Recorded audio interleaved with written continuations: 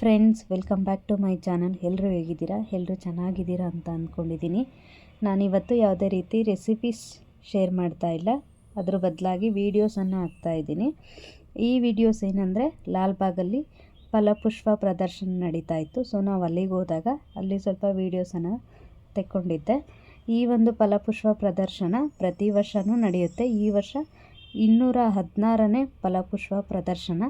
ಈ ಒಂದು ಫಲಪುಷ್ಪ ಪ್ರದರ್ಶನಕ್ಕೆ ಡಾಕ್ಟರ್ BR ಅಂಬೇಡ್ಕರ್ ಅವ್ರನ್ನ ಕಾನ್ಸೆಪ್ಟ್ ಇಟ್ಕೊಂಡು ಮಾಡಿದ್ದಾರೆ.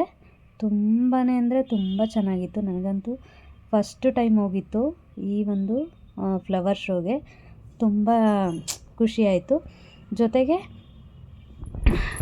ಲಕ್ಷಾಂತರ ಹೂಗಳಿಂದ ಅಲಂಕಾರ ಮಾಡಿದ್ದಾರೆ. ವೆರೈಟಿ ಫ್ಲವರ್ಸು ಫಸ್ಟ್ ಟೈಮ್ ನೋಡಿದ್ದು. ತುಂಬಾ ಖುಷಿಯಾಯಿತು.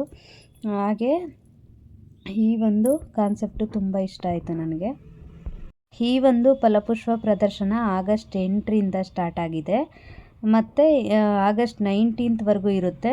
ಎಂಟ್ರಿ ಫೀಸ್ ಬಂದುಬಿಟ್ಟು ದೊಡ್ಡವ್ರಿಗೆ 100 ರೂಪೀಸು ಮತ್ತು ಚಿಲ್ಡ್ರನ್ಸ್ಗೆ 50 ರೂಪೀಸ್ ಇದೆ ಎಂಟ್ರಿ ಫೀಸು.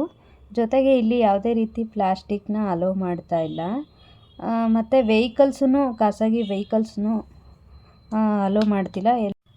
ನೀವು ಯಾರಾದ್ರೂ ಈ ಫಲಪುಷ್ಪ ಪ್ರದರ್ಶನ ಶೋನ ನೋಡ್ಬೇಕು ಅಂದ್ಕೊಂಡಿದ್ರೆ ಆಗಸ್ಟ್ 19 ಒಳಗಡೆ ನೋಡಿ. ತುಂಬಾ ಚೆನ್ನಾಗಿದೆ.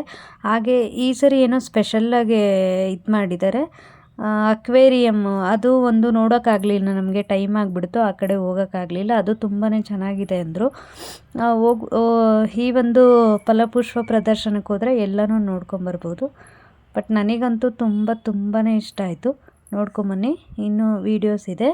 ಇಷ್ಟ ಆದರೆ ಲೈಕ್ ಮಾಡಿ, ಶೇರ್ ಮಾಡಿ, ಕಮೆಂಟ್ ಮಾಡಿ. Okay, thank you all.